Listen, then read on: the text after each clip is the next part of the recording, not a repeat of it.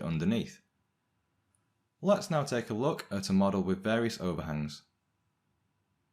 So this block has no overhangs, so each layer will be printed directly on top of the one beneath it, which will result in a smooth surface finish.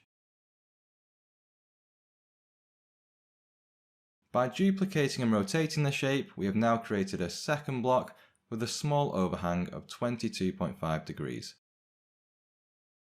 Block number 3 has an overhang of 45 degrees, which is perfectly acceptable to achieve a good surface finish through 3D printing. When overhangs of more than 45 degrees are printed, you'll begin to see poor surface quality.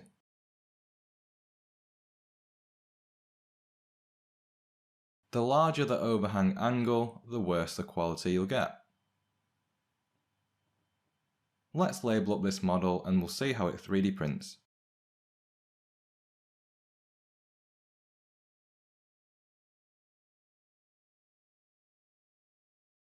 The first block printed is the 90-degree overhang, and as you can see, there's nothing underneath the layer to support it, so it's printing in thin air.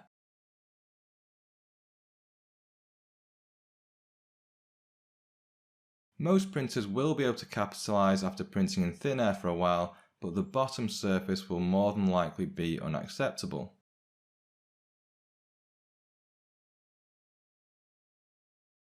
Here you can see the quality of the 67.5 degree overhang. It may be acceptable for draft models, but the surface quality is still compromised.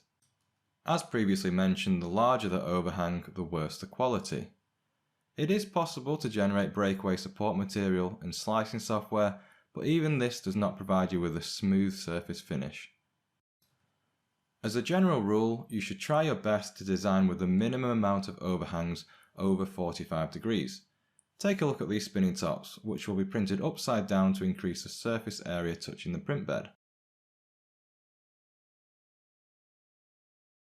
To make the overhanging features print with better quality, you could decrease the overhanging angle like we're showing here.